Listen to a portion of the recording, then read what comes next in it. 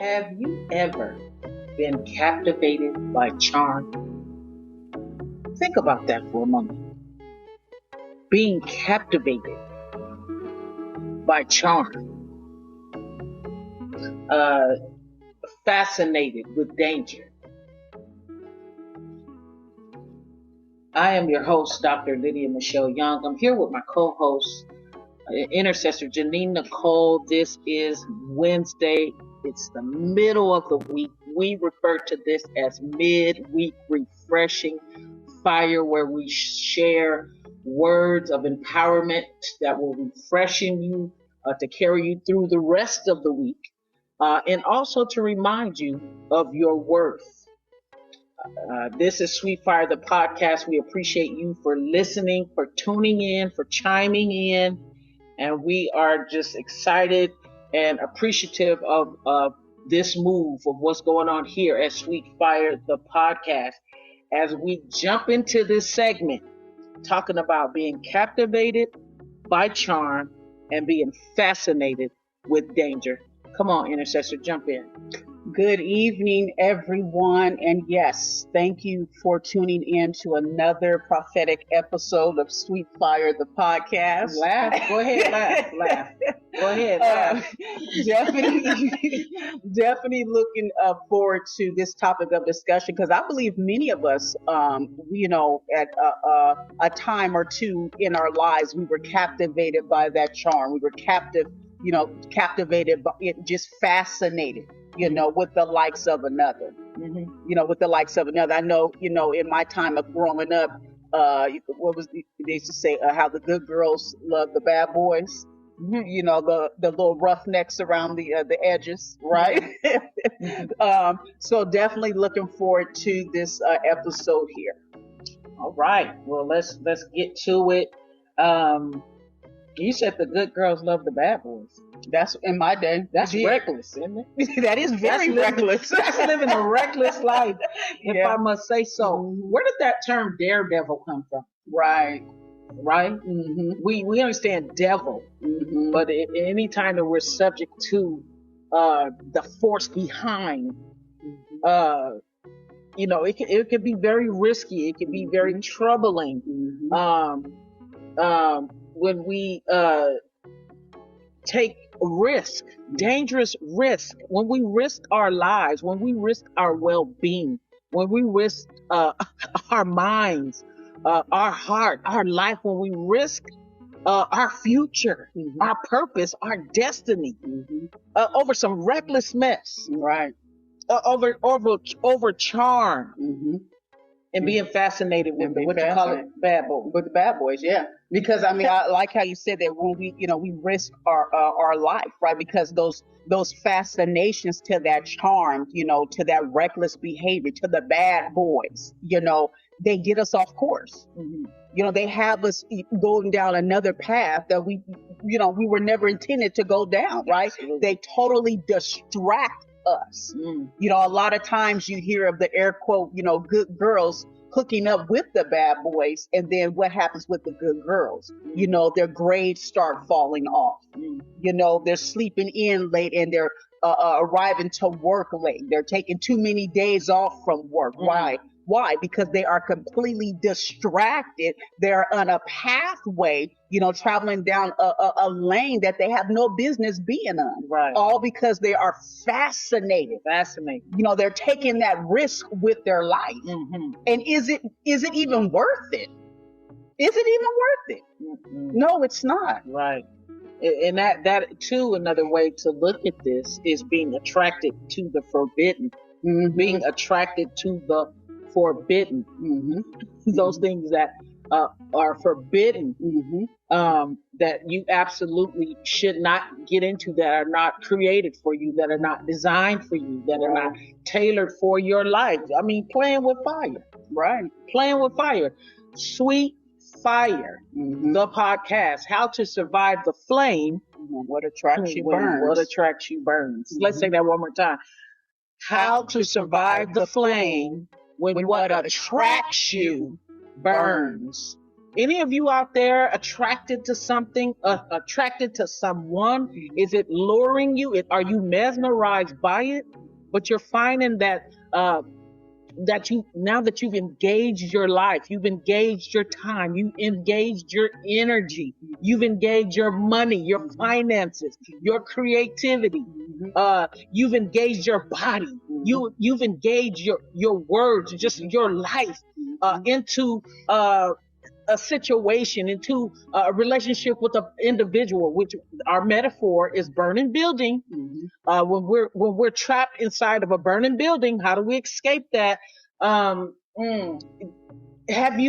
any of you ever found yourself caught in a flame, caught in a fire, and you found that it was hard to escape? You didn't really know how to make your exit plan, their plan of exiting that situation. Come on, jump in. Yeah. It's like you're trapped in. You're so consumed by the smoke, so consumed, with inhaling all of that toxicity that comes, through the smokiness of a burning building.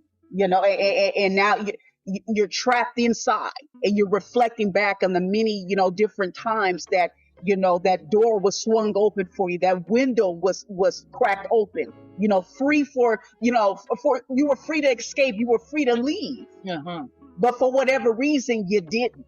And now it's, so many years later, and now you have kids, you brought kids into the situation.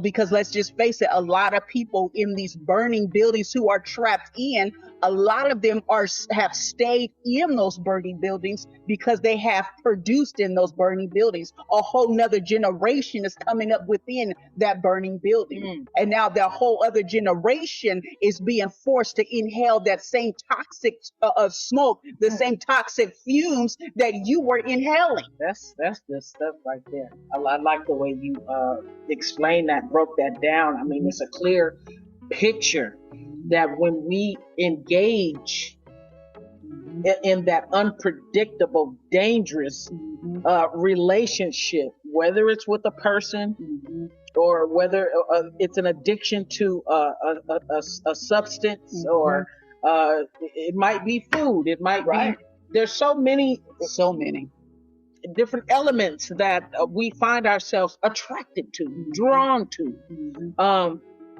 It sparks a thrill. That the fascination with danger, living recklessly. We do that even as a lot of young people, and we grow up that way. So when we're young, whatever, that force behind that we're dealing with, for a lot of people, that force outgrows the individual. And now we find that individual underdeveloped, unlearned, undisciplined, living a life out of control. We talked about intoxication, in toxic relationships, being intoxicated by that person, or being intoxicated by their influence, by their smell, by the taste, by the voice, by the feel, being intoxicated where you lose control. And now intoxication really is a poison. It's poison. And today we want to help you, those of you who are in that situation. You're in that situation, you made a commitment. You've devoted yourself, you've devoted your heart, your soul to the situation, to that person, to that drug, to that. When we make a commitment, we say yes, right? What about you? Make a commitment to you. Say yes to you. Say yes to you. Say yes to your children. Say yes to your loved ones. Say yes to you. Care for your heart. Care for your well-being. Come on, Chum. Say yes to you. Say yes to your worth. Say yes to your value. Yes. And you said so much there.